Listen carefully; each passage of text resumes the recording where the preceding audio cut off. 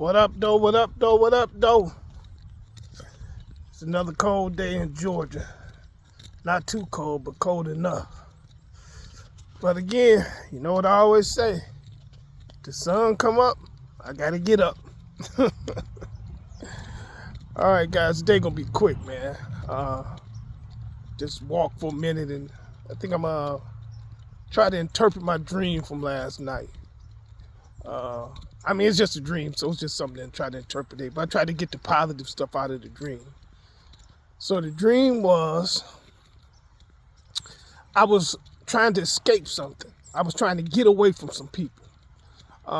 So in the dream, I was running, I was hiding, I was ducking, I was crawling behind cars. I was wounded in the dream because I wasn't moving like super fast. But you know how dreams are. But I could see everything that's going on in the dream, of course, because it's my dream. So I could see the people down the street moving around looking for me. Now, I don't know who the people were, so I'm not going to say it was the enemy looking for me. And I'll reveal that kind of like at the end where I won't say that. So the people were trying to find me. And I was ducking and I was kind of crawling behind these cars in the driveway. And then a van pulled up. And it was a guy in the van. And I recognized the guy. But I ain't going to say who it is because I want the dream to sound realistic. But I knew who the guy was in the dream. Or what it represented. So as I was crawling on my belly, I said to the guy, I said, "Help me. I need your help." And the people that were looking for me was coming down the street. And when I said to the guy, "Help me, I need your help," he started distracting the people that was looking for me. He started talking to them and like kind of bringing them over to the van. And he was talking to them through the window. He was eating something. So it's as if he had pulled up and he was on his lunch break or something. So, you know how dreams jump around. So after he distracted them, I found myself sitting on a porch, and beside me, again, was somebody I knew, but I ain't gonna say who it was, cause I can't. But the person sitting beside me was somebody I knew, and they were feeding me something. And what they were feeding me was something that I've given up as a sacrifice to becoming a better person. So they were feeding me this food. And I ate a piece of the food. And then I looked down and I looked at the person. I said, "I can't eat this because I remember my commitment to God saying that I wasn't going to eat this." So I stopped eating it and I went into the house. Now, when I went to the house, the dream shifted again. So now I'm in a house and I'm hiding behind the door. And as I'm kind of kneeling, sitting on the ground behind the door, I can see everything, because of course, again, it's my dream. I can see everything that's going on in the dream. And the three people came in looking for me. And it was a door that had a gap at the bottom. You know how sometimes your doors are cut too short and they got the gap at the bottom? So if the people were to lay down, they would see my feet. So, of course, the people laid down. But the guy in the van laid down in front of the people to block them from being able to see my feet and see me. Now, while I'm kneeling down there, I look to my left and I see coins. I saw a gold coin. In the dream, it looked like it was a gold penny, but I knew it was a gold and valuable penny. So I picked it up and stuck it in my pocket. And all along the time, I'm sitting there, I started seeing more gold coins. I saw like a gold quarter, a gold dime, and I started just sticking them in my left pocket as I was sitting there. And then I was backing up from the door, like scooting back from the door. But they couldn't see me again because the man had laid down in front of the door to block me. So that's pretty much what the dream was. There's more to it, but that's pretty much what the dream was. But that's the second day that I dreamed of something that had to do with protection, of being protected, or being watched over. So, it's just a dream, I guess, but you can interpret it any way you want. But it's just, it is what it is. But I feel the sense of protection, which is, again, it's a good thing. So, like I said, the Lord will speak to you in all kind of ways.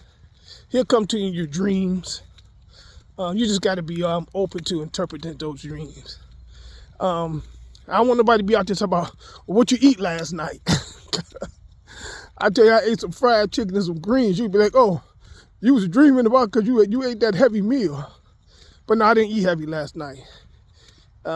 So I just think it was a dream of protection. I think the man that laid down and was helping me was there to protect me. I think me trying to escape or run or get away from something is just that thing that we all go through in life. We find ourselves in situations where we're trying to get out of them and we don't really know how. So I think me trying to, wherever I was trying to escape or get away from, I think, I think that's what that represents. I think the coins represent the wealth that I think that is out there for all of us. You just have to get yourself out of, if you find yourself in a situation that's not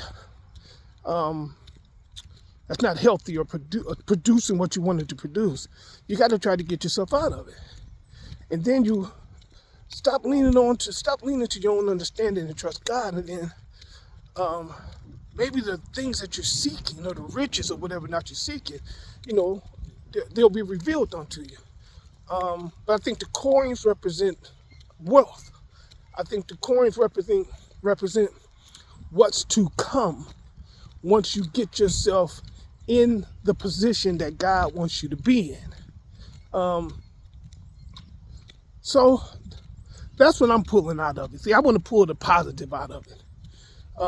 Now, in the beginning I said, I'm not going to say the people that were looking for me were my enemies or anything.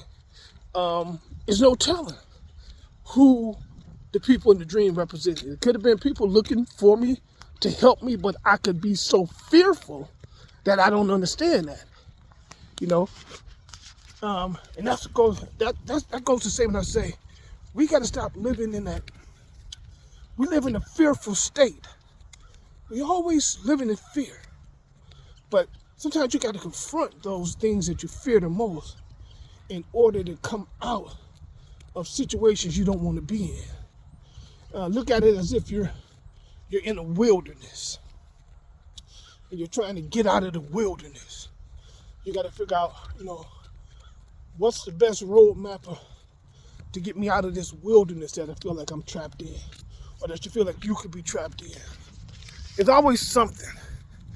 And that's what I go back to say, the thing that I gave up, the food that I gave up is a representation. For me, it is to confirm a commitment. And I said to myself that I won't partake in this meal. And this is not fasting.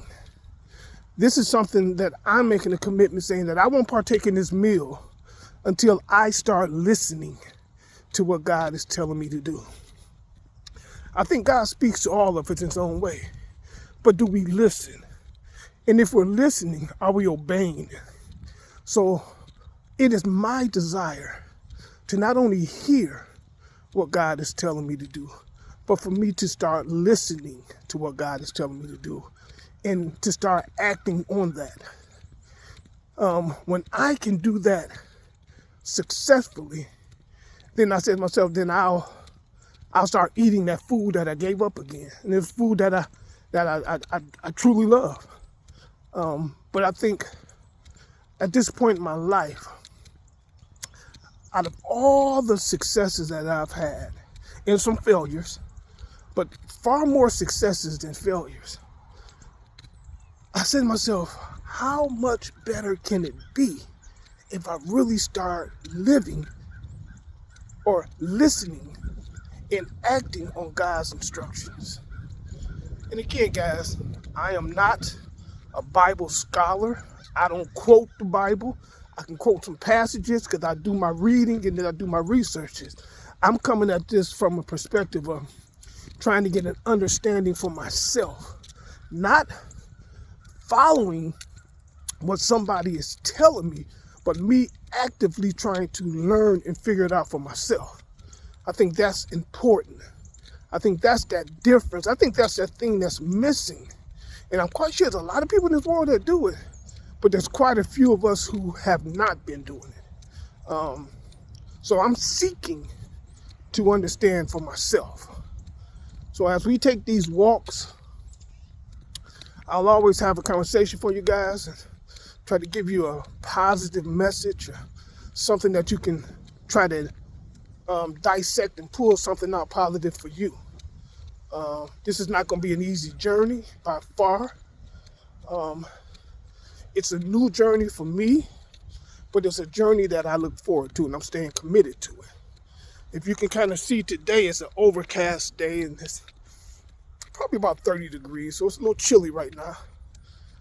I didn't want to get up and come out, but I got up and came out anyway, because I already know when you get up and you push yourself to start moving, walking around, start exercising, whatever it is, you will find you're going to gain a level of energy.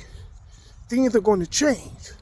Again, nobody going to knock on your door and say, here, I'm coming to give you some money. Or here, I'm coming to do this and do this for you. They're not going to knock on your door and give it to you.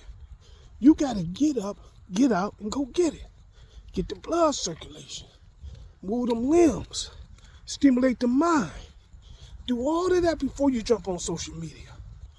Now, I want y'all to like. I want you to just subscribe to the channel. Share the channel. I'm trying to build a following. There's some things that I really want to do. And I can do that only with the help of you guys. So I look forward to it. If this is not of God, then it's okay. I understand. You got to know that it's of God. Don't do anything if it's not of God.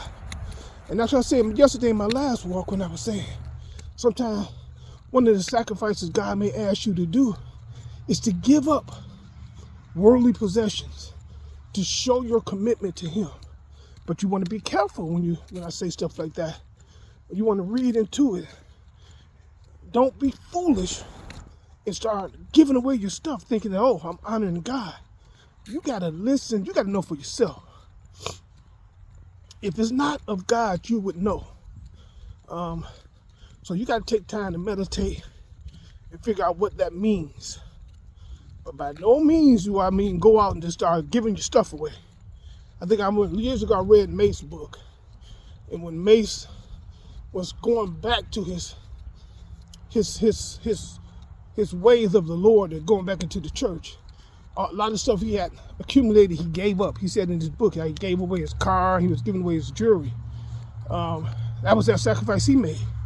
And if you know anything about Mace now, he came out on the other side and he appears to be doing much better.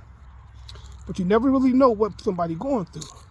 But when the enemy was attacking him, he stood firmly, at least in the public eye, he stood firmly on his faith. And look at him now. Again, don't know nothing about the man. Don't know what he's truly doing. You only can see what he allows you to see. And that's why I'm showing the side of me, truth side. See, that's why I don't edit these videos. Because I think editing your videos just to show the good stuff, you're taking away from the learning experience. At some point I may start doing some editing, but in the beginning you want to reveal your true self in order for people to be able to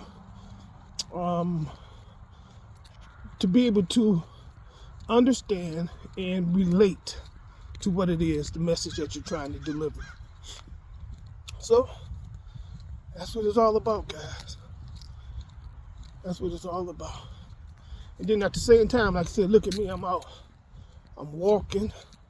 I'm moving my limbs. I mean, yesterday, I was a little sore after yesterday's walk, but I'm getting my exercise in. So not only am I stimulating my mind, not only am I trying to heal through conversation, not only am I trying to motivate others, but I'm also, working my body out a little bit. I never was a person who wanted to go to the gym. 5 a.m. hit the gym thing and be a muscle-bound person, but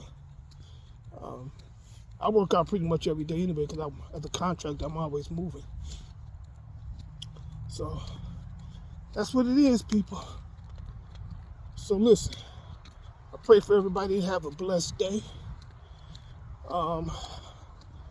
Motivate somebody, guys. And by all means, please share, man. Put comments on. Let me know what you think. Share your stories. If you got a story, send me a story. I'll touch on that story. I'll speak on that story. We'll share your story, your testimony. Okay, guys, that's going to be it for today. Guys, have a blessed day.